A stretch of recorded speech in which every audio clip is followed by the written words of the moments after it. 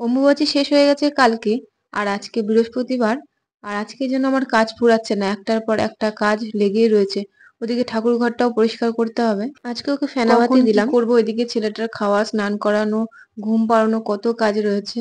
তো যাই হোক, ছেলেকে খাইয়ে টাইয়ে নিয়ে একটু ঘুম পাড়িয়ে তারপরে কাজগুলো আস্তে আস্তে করে নেবো। এখন একটু বুঝতে শিখেছে, খাওয়া মানে বাটিটা যদি সামনে নিয়ে যায় ঠিক বুঝে যায় যে ওর জন্য খাবার এনেছি। ও না মুখটা নিচে গুজে দেবে, মুখটা ঘুরিয়ে রাখবে, এরকম এত দুষ্টুমি করে। আর ওরও না শরীরটা ভালো না, জ্বর এসেছিল। তা এখন একটু সুস্থ আছে। আজ বাড়ি একদম ফাঁকা, মনা স্কুলে চলে গেছে আর ওর বাবাও কাজে বেরিয়ে গেছে।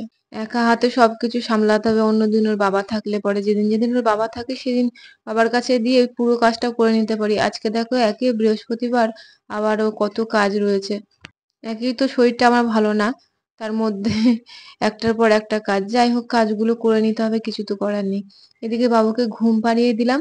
আর ওইদিকে ও মানে পুরো বিছানা টিছানা একদম অগোছালা করে। ও যখন জেগে থাকে না, কাজলের টিপটা আমি ওকে ঠিক মতন পড়াতে পারি না। আমি জানি যে ঘুমন্ত অবস্থায় মানে টিপ টিপ পড়াতে নেই, তাও কি করবো, একদম মানে ঘেটে দেবে এমন যেন না। তাই একটু ঘুমিয়ে পড়ার পরে কাজলের টিপটা একটু গোলও হয় আর ভালো মতন পড়ানো যায়। বাবু যতক্ষণ জেগে থাকবে ততক্ষণ আমি কোনো কাজ করতে পারি না। আমার পিছন পিছন রান্নাঘরে চলে যাবে, এটা ধরবে ওটা ধরবে, টিভিটাকে মনে হয়। তাই ভাবলাম ওকে ঘুম পাড়িয়ে ধীরে সুস্থে কাজগুলো করে নেবো। বেশি তো কাজ নেই, তবুও যেদিন কাজ মানে পড়ে যায় তো একসঙ্গে কাজ হয়।